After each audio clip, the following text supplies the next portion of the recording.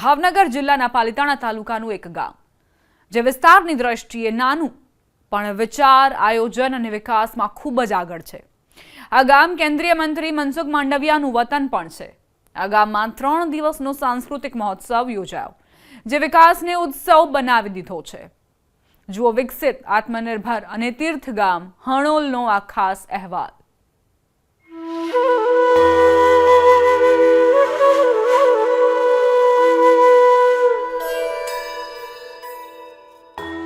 જ્યાં માટીની સુગંધમાં સંસ્કાર વસે છે।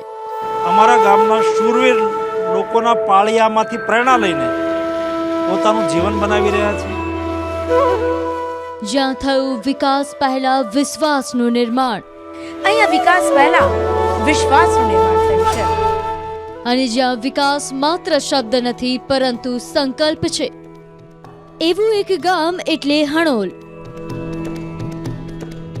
ઉત્તરાયણના પાવન દિવસોમાં ભાવનગર જિલ્લાના પાલિતાણા તાલુકાનું એક નાનકડું ગામ, જે કદમાં તો નાનું પરંતુ વિચાર અને આયોજનમાં મોટું સ્થાન ધરાવે છે। જી હા, આ છે હણોલ, ડૉક્ટર અને કેન્દ્રીય મંત્રી મનસુખ માંડવિયાનું વતન। આ ગામ હવે ઓળખાય છે સાંસ્કૃતિક એકતા, લોક ભાગીદારી થકી વિકાસ અને સામૂહિક જવાબદારીના મોડેલ તરીકે। અહીં યોજાયો છે 3 દિવસનો સાંસ્કૃતિક મહોત્સવ। આ છે એક એવા ગામની કહાણી જેણે વિકાસને ઉત્સવ બનાવી દીધો છે। તો જોઈએ એક વિશેષ અહેવાલ।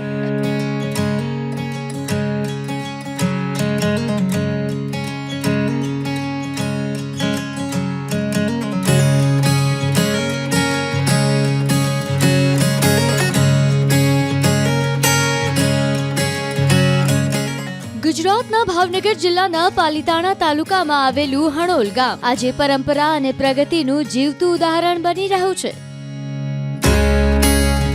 પાલિતાણા શહેરથી થોડા જ કિલોમીટર દૂર આવેલું હણોલ ગામ ભૌગોલિક રીતે સુવિધાજનક સ્થાને વસેલું છે। શહેરની નજીકતા હોવા છતાં હણોલે પોતાની ગ્રામ્ય ઓળખ અને સંસ્કૃતિ જાળવી રાખી છે। ગામમાં પ્રવેશતાની સાથે જ મુખ્ય ગેટ અને તેની આસપાસ હરિયાળી જ હરિયાળી, બંને બાજુ ખેતરો અને વચ્ચે રસ્તો, એટલે કે ગામમાં પ્રવેશતાની સાથે જ તમારી મુલાકાત પહેલા પ્રકૃતિ સાથે થાય છે।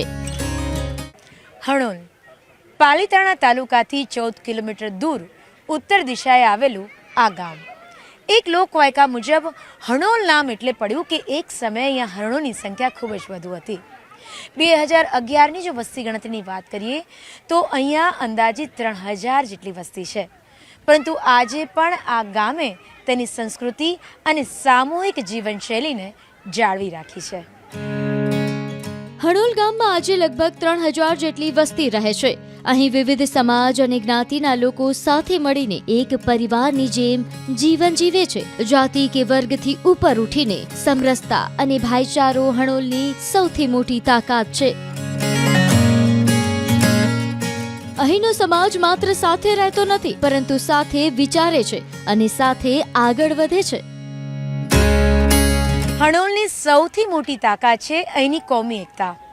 હિન્દુ હોય, મુસ્લિમ હોય કે જૈન સમુદાય, તેઓ સાથે રહેતા જ નથી, પરંતુ તમામ તહેવારોની સાથે ઉજવણી પણ કરે છે।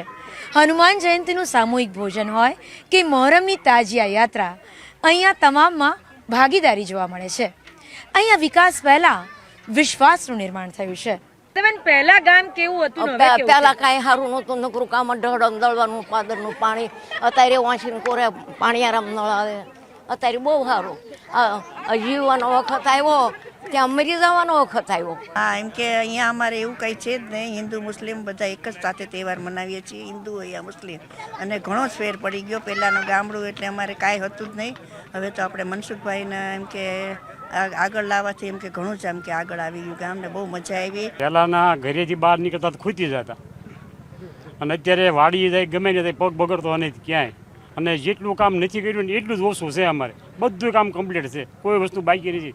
વાડીએ ડીપ ઇરિગેશન છે, કોઈને કોઈ જાતની તકલીફ નહીં। અમારા ગામમાં ચોરી નહીં, અમારા ગામમાં ખૂન ખરાબા નહીં, બાંધણી થઈ હોય શેઠા બાબતની તો હાજર શું સમાધાન।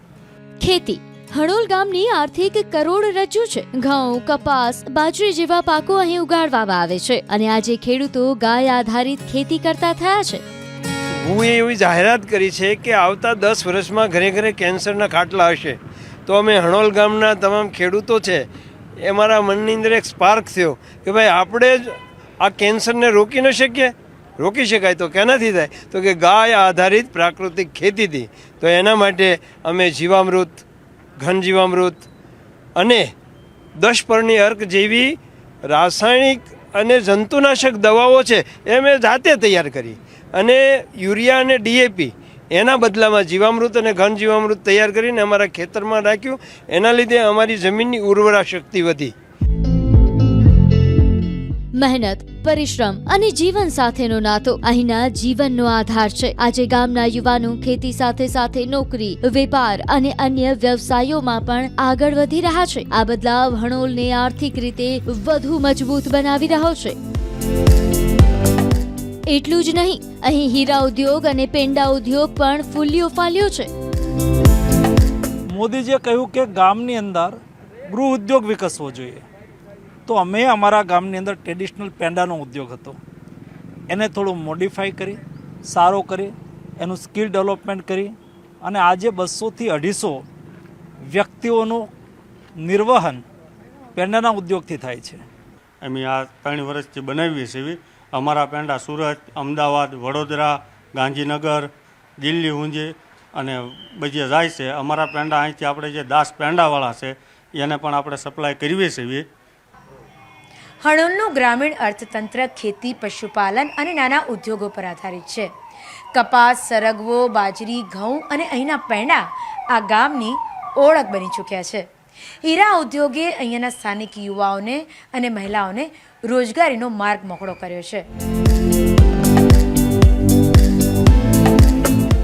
શિક્ષણ વિકાસની ચાવી છે. હણોલ ગામમાં શિક્ષણ પ્રત્યે લોકોમાં જાગૃતિ વધી રહી છે. બાળકોના ભવિષ્ય માટે આજે માતા પિતા વધુ સજાગ છે. ખાસ કરીને દીકરીઓના શિક્ષણ માટેનો દ્રષ્ટિકોણ બદલાઈ રહ્યો છે. જ્યાં શિક્ષિત દીકરી, સશક્ત સમાજ, આ વિચાર હણોલમાં ધીમે ધીમે વાસ્તવિક બની રહ્યો છે. 146 વર્ષ જૂની આ શાળાને જુઓ, જ્યાંથી આજે પણ કેટલાય લોકોનું ઉજ્જવળ ભવિષ્ય દેખાઈ રહ્યું છે.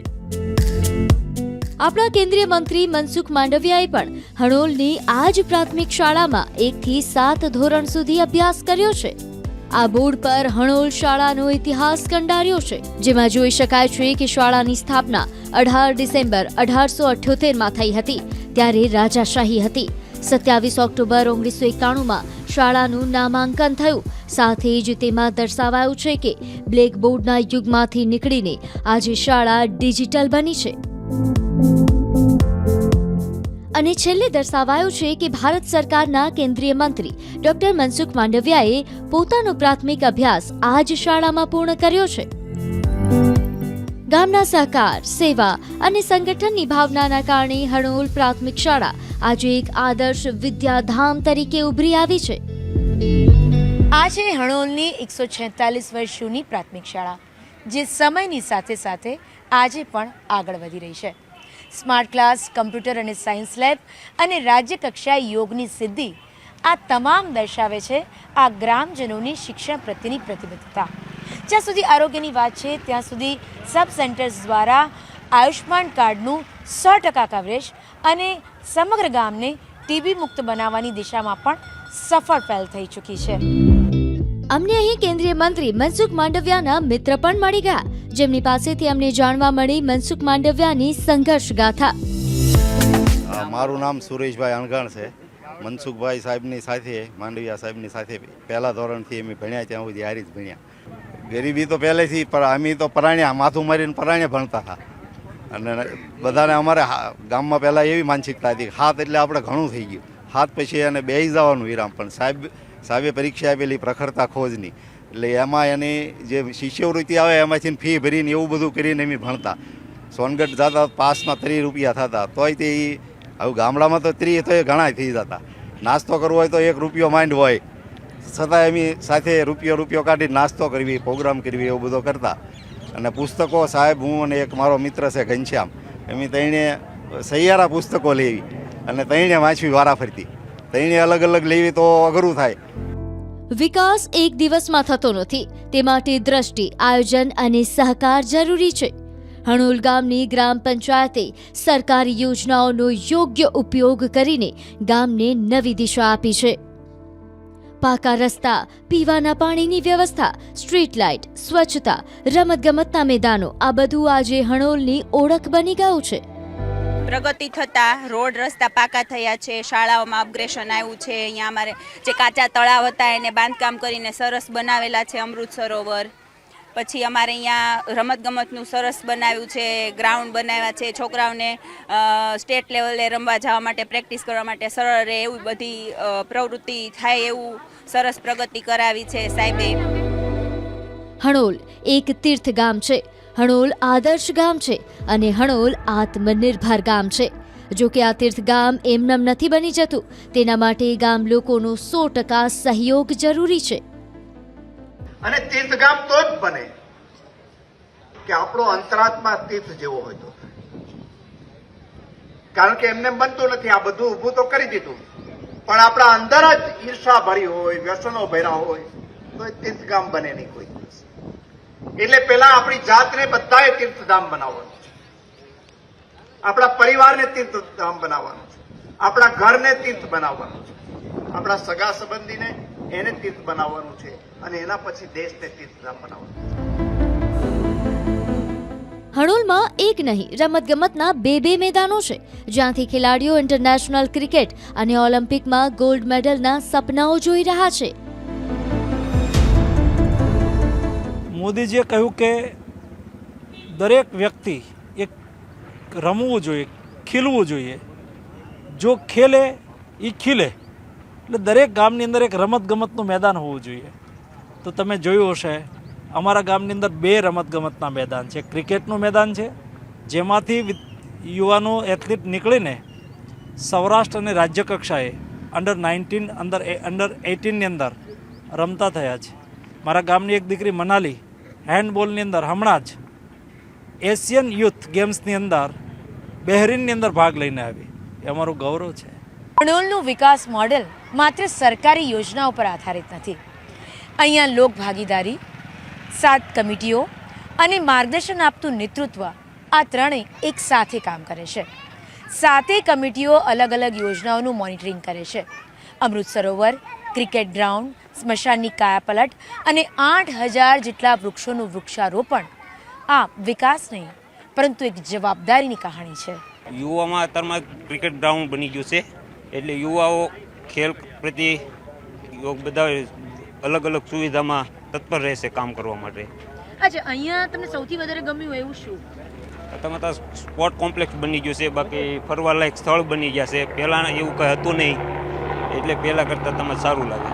કે જણની જનેતા જણતો કા ભગત કા દાતાર કા સૂર નહીતર રેજે વાંજણી મત ગુમાવીશ તારોનું. એટલે એ હિસાબે આજ અમારા ગામમાં ભગત દાતાર જે બી કયો એ મનસુખભાઈ માંડવિયા છે. આજે આખું ગામ 8, 9, 10 હજારની વસ્તી છે અને બધું એકસાથે ભેગું થયું છે.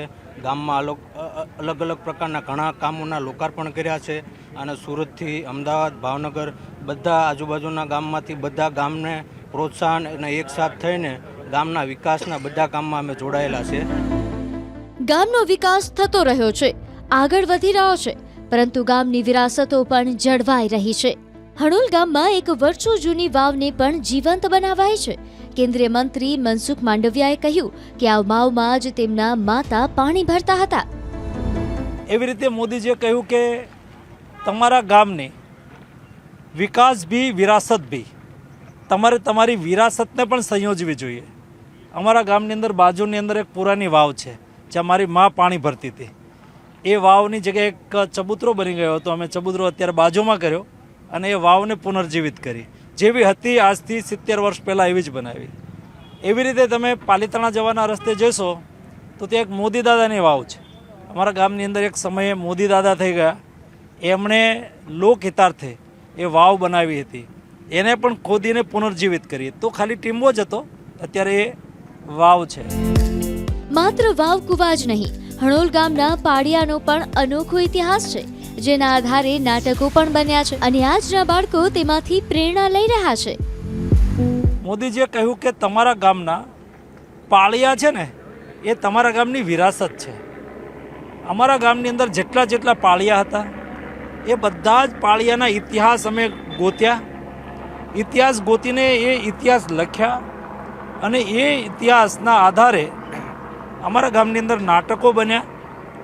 અમારા ગામના બાળકો અમારા ગામના શૂરવીર લોકોના પાળિયામાંથી પ્રેરણા લઈને પોતાનું જીવન બનાવી રહ્યા છે. પાણી જીવનની શરૂઆત પણ પાણીથી થાય છે અને વિકાસની દિશા પણ પાણી નક્કી કરે છે. પાલીતાણા તાલુકાના હણોલ ગામે આ સત્યને સમજ્યું અને પાણી સંરક્ષણને પોતાની પ્રાથમિકતા બનાવી. હણોલનું અમૃત સરોવર માત્ર એક તળાવ નથી, પરંતુ ગામના ભવિષ્યની આધારશિલા છે. વરસાદી પાણીનો સંગ્રહ, ભૂગર્ભ જળ સ્તરનો વધારો અને ઉનાળામાં પણ પાણીની ઉપલબ્ધતા, આ બધું અમૃત સરોવરની ભેટ છે. હણોલ નજીક આવેલા 4 ડેમ ગામના ખેડૂતો માટે આશાનો આધાર છે. જ્યાં પહેલા વરસાદની રાહ જોવાતી હતી, આજે ત્યાં પાણીની યોજના છે. ગામની આજુબાજુમાં 5 ચેકડેમ છે અને 3 નાના તળાવ છે. આ તળાવો અને ચેકડેમના માધ્યમથી અમે જળ સંચય કરવાનું કામ કર્યું. આત્મનિર્ભરતા હવે હણોલ માટે માત્ર વિચાર નહીં, પરંતુ અમલમાં આવેલું સત્ય છે. આત્મનિર્ભર હણોલ મહોત્સવે ગામના વિકાસને રાજ્ય સ્તરે ઓળખ અપાવી. આ મહોત્સવ માત્ર ઉજવણી નહીં, પરંતુ હણોલના સંકલ્પનું પ્રદર્શન હતું. મહોત્સવમાં 1983ના વર્લ્ડ કપ વિજેતા ટીમના કેપ્ટન કપિલ દેવ અને રામાયણ સિરિયલમાં રામનું પાત્ર ભજવનાર અરુણ ગોવિલ પણ હાજર રહ્યા. કપિલ દેવે અહીં યુવાનો સાથે કેટલોક સમય પસાર કર્યો, યુવાનો સાથે ક્રિકેટની મજા માણી અને ક્રિકેટમાં સફળ થવાની ચાવી પણ યુવાનોને આપી. ये बहुत कठिन काम होता है जो ये कर रहे हैं. एक गांव को आज तो मैं कहूंगा कि आज हिंदुस्तान देश जो है वो गांव में नहीं है, पूरा देश ही शहर बन गया है. जिस दिन ये एक बच्चा सोच लेगा कि मुझे कुछ बनना है, तो इनको कोई रोक नहीं सकता. कोशिश मत करो कि कोई तुम्हारी हेल्प करेगा. जिस दिन आपने निश्चय कर लिया कि मैं बनूंगा, तो आपको कोई रोक नहीं सकता. हनोल में मेरा यहाँ आना,